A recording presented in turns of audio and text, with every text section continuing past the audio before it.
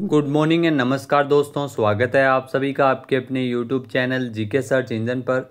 तो दोस्तों आज है 12 जून और 12 जून से रिलेटेड राजस्थान करंट अफेयर्स के जितने भी इम्पोर्टेंट क्वेश्चन हैं उन सभी को हम इस वीडियो में डिस्कस करने वाले हैं। तो पूरा वीडियो बहुत ध्यान से देखना और वीडियो के एंड में मैं आपसे क्वेश्चन भी पूछूंगा जिसका आंसर आप सभी को कमेंट बॉक्स में देना है। कल के वीडियो में मैंने आपसे एक क्वेश्चन पूछा था जो था जल शक्ति मंत्रालय के जल संचय जन भागीदारी अभियान में राजस्थान का कौन सा जिला पूरे देश में दूसरे स्थान पर रहा था। तो इसमें जो राजस्थान का भीलवाड़ा जिला है वो पूरे देश में दूसरे स्थान पर रहा था, यानी कि बी ऑप्शन यहाँ पर बिल्कुल सही था। जिन दोस्तों ने बी ऑप्शन कमेंट बॉक्स में सही जवाब दिया था उनको हार्दिक शुभकामनाएं। तो केंद्र सरकार के जल शक्ति मंत्रालय ने जल संचय जन भागीदारी अभियान है वो चलाया था, जिसमें राजस्थान का जो भीलवाड़ा जिला है वो दूसरे स्थान पर रहा था। 1 अप्रैल 2024 से लेकर 31 मई 2025 तक सर्वाधिक काम करने वाले जिलों में और प्रदेशों की रैंकिंग जारी की गई थी, जिसमें भीलवाड़ा ने पूरे देश में दूसरा स्थान हासिल किया था। मध्य प्रदेश का जो खंडवा जिला है वो पहले स्थान पर रहा था। अभियान में राजस्थान का पूरे देश में अगर बात करें तो तीसरे स्थान पर राजस्थान था। तो चलिए शुरू करते हैं आज के राजस्थान करंट अफेयर्स। पहला क्वेश्चन है, हाल ही में राजस्थान से किसे प्रधानमंत्री नरेंद्र मोदी जी का आर्थिक सलाहकार परिषद में सदस्य मनोनीत किया गया है। यहाँ दोस्तों आप तस्वीर में देख सकते हैं, यह है प्रोफेसर गौरव वल्लभ। ये प्रधानमंत्री नरेंद्र मोदी जी के आर्थिक सलाहकार परिषद में सदस्य मनोनीत हुए हैं, यानी कि ए ऑप्शन यहाँ पर बिल्कुल सही है। इनका संबंध है वो राजस्थान के जोधपुर से और इन्होंने उदयपुर से विधानसभा चुनाव भी लड़ा था जो कि बाद में हार गए थे। आइए जानते हैं इम्पोर्टेंट फैक्ट्स। तो राजस्थान के जोधपुर के भारतीय जनता पार्टी के राष्ट्रीय नेता प्रोफेसर गौरव वल्लभ को प्रधानमंत्री नरेंद्र मोदी जी की आर्थिक सलाहकार परिषद में सदस्य मनोनीत किया गया है। परिषद का कार्यकाल 2 वर्ष या अगले आदेश तक रहेगा। प्रधानमंत्री को आर्थिक और संबंधित मुद्दों पर सलाह देने के लिए परिषद एक सर्वोच्च संस्था है, जो कि अब प्रोफेसर वल्लभ है वो भारत सरकार के विशेष रूप से प्रधानमंत्री को राष्ट्रीय और अंतर्राष्ट्रीय स्तर के आर्थिक एवं संबंधित मुद्दों पर सलाह प्रदान करने का कार्य आर्थिक सलाहकार परिषद के माध्यम से करेंगे। वर्तमान में इस परिषद के अध्यक्ष है अर्थशास्त्री एस महेंद्र देव। अगला क्वेश्चन है, मुख्यमंत्री भजन लाल शर्मा ने राजस्थान के किस जिले में स्टोन पार्क की स्थापना किए जाने को लेकर रिको को भूमि आवंटित करने की स्वीकृति प्रदान की है।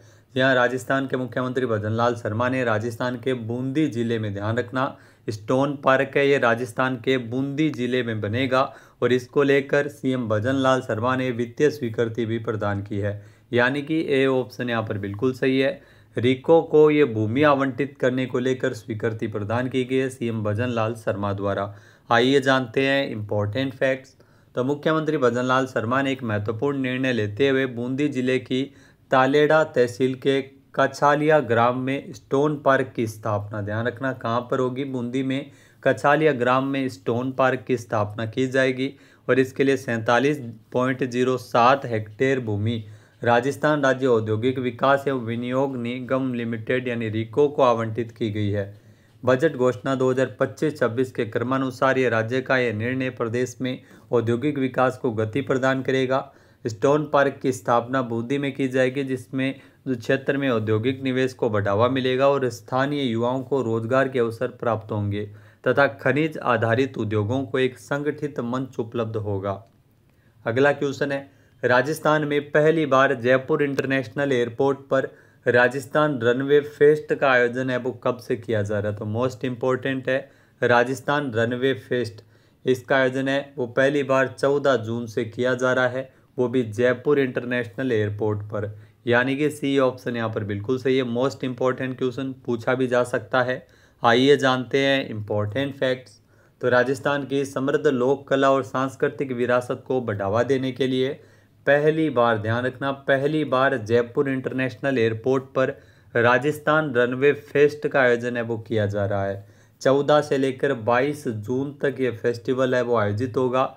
9 दिवसीय महोत्सव में तो हर शाम टर्मिनल 2 पर रंगारंग कार्यक्रमों की प्रस्तुति होगी।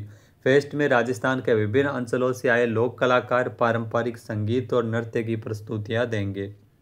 अगला क्वेश्चन है, राजस्थान सरकार ने अंतर्राष्ट्रीय योग दिवस के अवसर पर 21 जून के लिए किसको ब्रांड एम्बेसडर नियुक्त किया है। तो राजस्थान सरकार के द्वारा डॉक्टर सौम्या गुर्जर, इनको अंतर्राष्ट्रीय योग दिवस के लिए ब्रांड एम्बेसडर नियुक्त किया गया है राजस्थान में, यानी कि ए ऑप्शन यहाँ पर बिल्कुल सही है।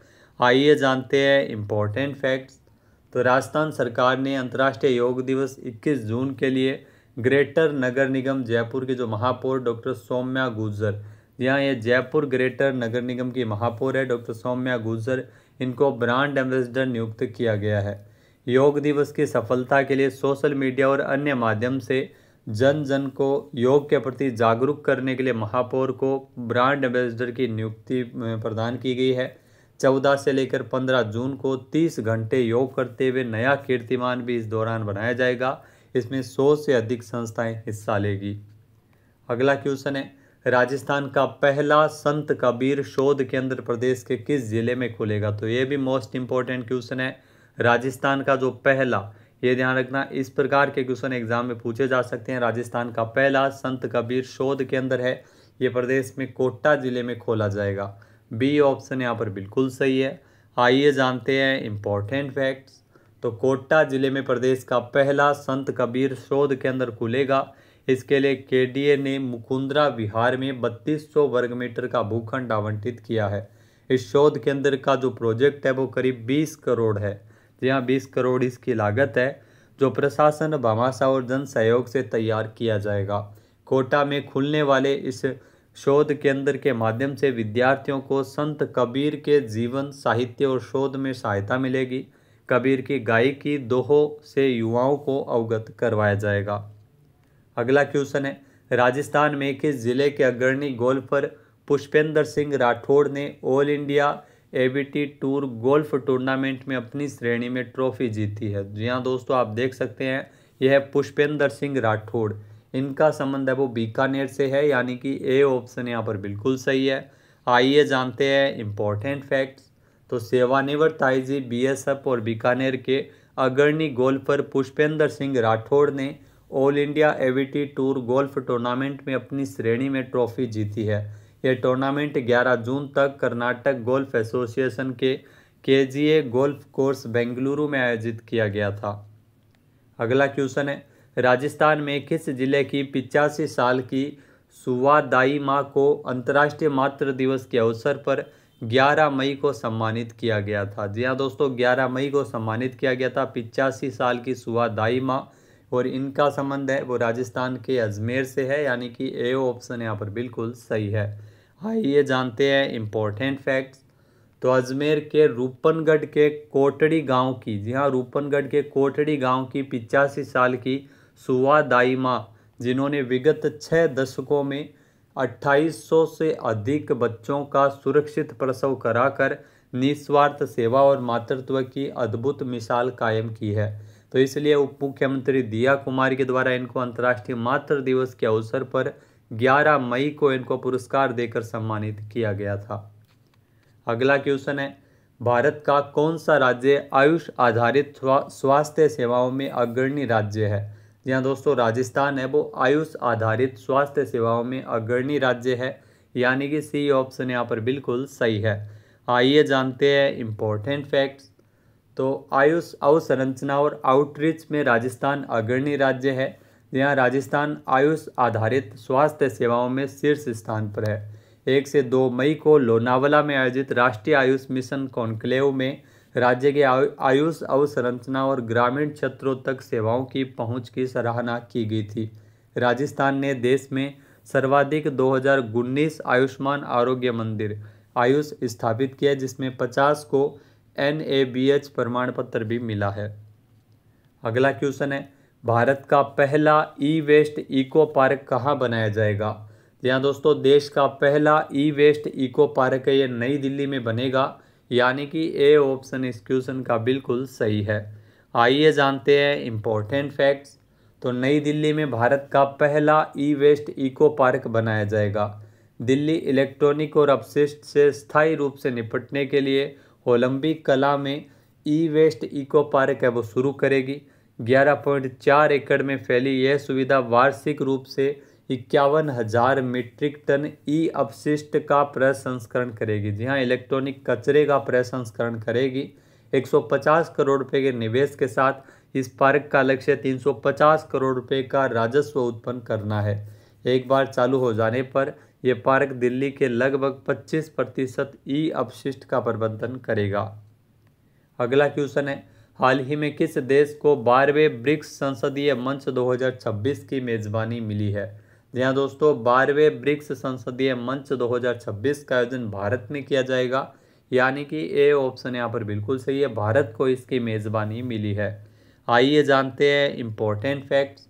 तो हाल ही में जो 11वां ब्रिक्स संसदीय मंच जो ब्राज़ील के ब्रासिलिया में आयोजित किया गया था, इस 11वां ब्रिक्स संसदीय मंच जो 4 से 5 जून को ब्राज़ील के ब्रासिलिया में आयोजित हुआ, जिसमें भारत सहित सभी 10 सदस्य देशों के सांसदों ने हिस्सा लिया था, जिसमें भारतीय प्रतिनिधिमंडल का नेतृत्व लोकसभा अध्यक्ष ओम बिरला के द्वारा किया गया था। मोस्ट इम्पोर्टेंट क्वेश्चन ये पूछा जा सकता है, जहां पर एक उच्च स्तरीय संसदीय दल इसमें शामिल था।